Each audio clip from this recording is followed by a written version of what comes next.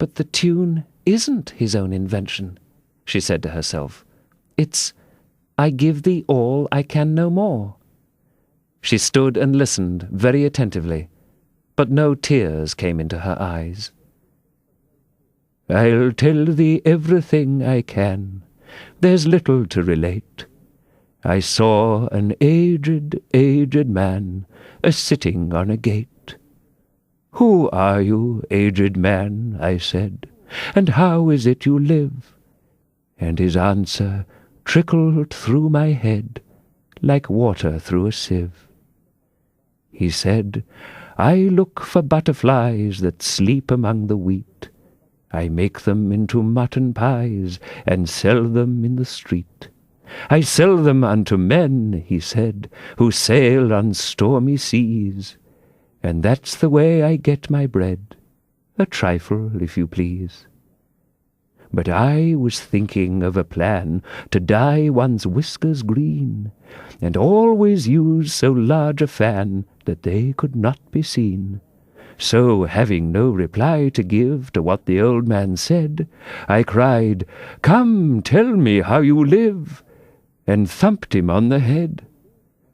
His accents mild took up the tale. He said, I go my ways, and when I find a mountain rill, I set it in a blaze, and thence they make a stuff they call Rowland's Macassar oil. Yet twopence halfpenny is all they give me for my toil. But I was thinking of a way to feed oneself on batter, and so go on from day to day, getting a little fatter. I shook him well from side to side, until his face was blue. Come, tell me how you live, I cried, and what it is you do. He said, I hunt for haddock's eyes among the heather bright, and work them into waistcoat buttons in the silent night. And these I do not sell for gold, or coin of silvery shine, but for a copper halfpenny, and that will purchase 9. I sometimes dig for buttered rolls, or set limed twigs for crabs. I sometimes search the grassy knolls for wheels of handsome cabs. And that's the way, he gave a wink, by which I get my wealth, and very gladly will I drink your honour's noble health. I heard him then, for I had just completed my design to keep the Menai Bridge from rust by boiling it in wine. I thanked him much for telling me the way he got his wealth, but chiefly for his wish that he might drink my noble health.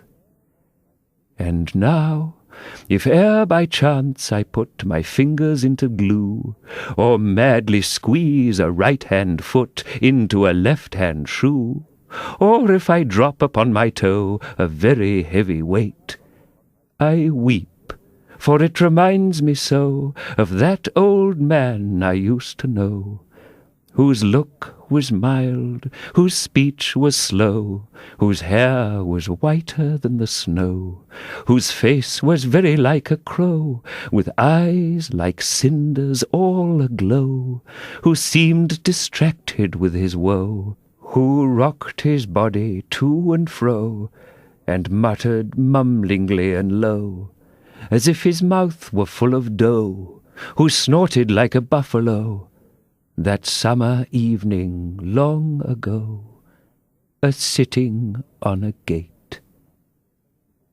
As the knight sang the last words of the ballad, he gathered up the reins and turned his horse's head along the road by which they had come. "You've only a few yards to go," he said, "down the hill and over that little brook, and then you'll be a queen,